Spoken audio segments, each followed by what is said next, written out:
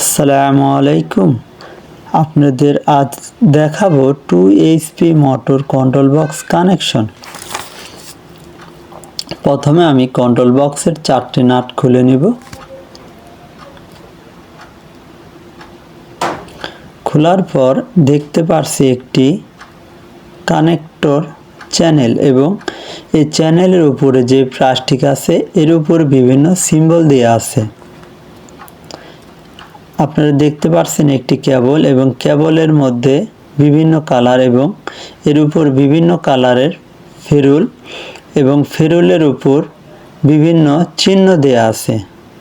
এখন আমি এই কেবলটি কন্ট্রোল বক্সের ভিতরে ঢুকিয়ে নিব। ঢোকার পূর্বে আমি তারটি পরিমাণে একটু বেশি ছিলে নিব, কারণ গ্রাহক নিজেই এটা কানেকশন করবে।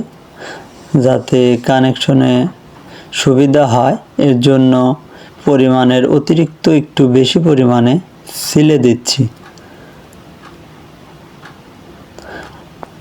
আপনারা যদি এটা ফাইনালি ভাবে কানেকশন করেন তাহলে এত পরিমাণে তার সিলার কোনো প্রয়োজন নেই। অল্প তার সিললে অর্থাৎ 3 থেকে 4 ইঞ্চি তার সিললেই এটা হবে। আমি এখন এই তারটি কন্ট্রোল বক্সের ভিতরে ঢুকিয়ে নিব।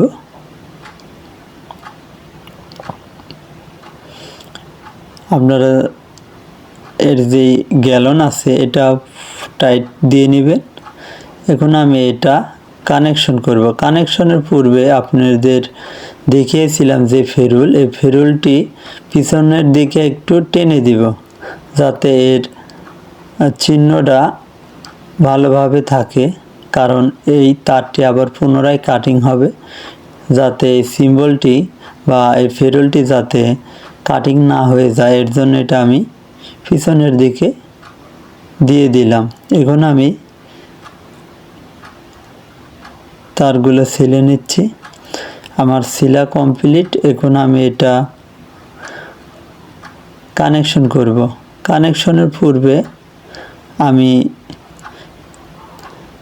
কানেক্টর বক্সের উপরে যে সিম্বল বা চিহ্ন দেওয়া আছে এটা আমি ফলো করে লাগাবো, এতে আপনার আমার সবারই সহজ হবে।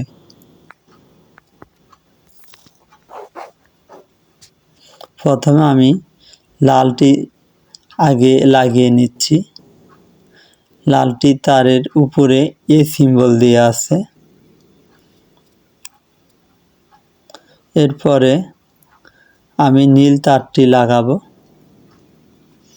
নীল তারের ফেরুলে লেখা আছে এম, অর্থাৎ এটা মিডিল প্রান্তে বসবে। এটা মূলত রানিং কয়েল, আর এ সিম্বলকৃত হলো এটা অ্যাম্পিয়ার, অর্থাৎ হলো স্টার্টিং কয়েল। স্টার্টিং কয়েল এর অ্যাম্পিয়ার বেশি থাকার কারণে এটা এ দ্বারা প্রকাশ করে। আর মিডিল কয়েলের ভোল্টেজ যে পরিমাণে থাকার কথা ওই পরিমাণে থাকে দেখে একে মিডিল ভোল্টেজ বলা হয়, মিডিল টার্মিনাল বলা হয়।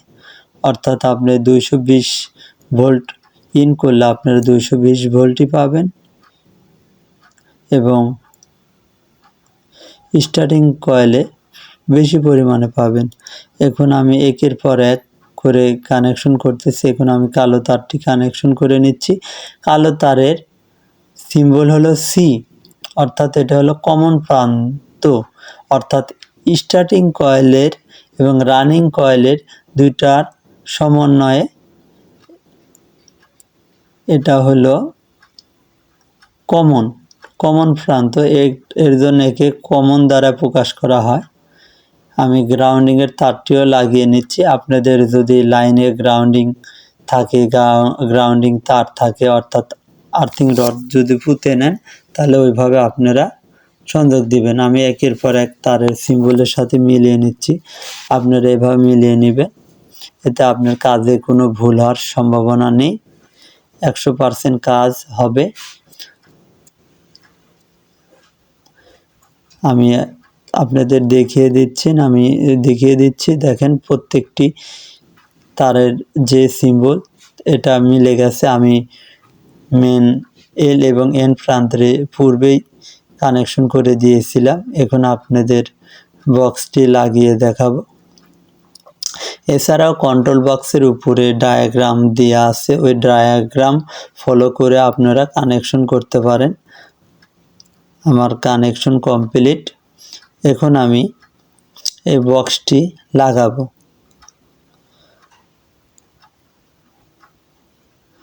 এর যে 4টি নাট আছে এটা আমি পুনরায় আবার লাগিয়ে দিব।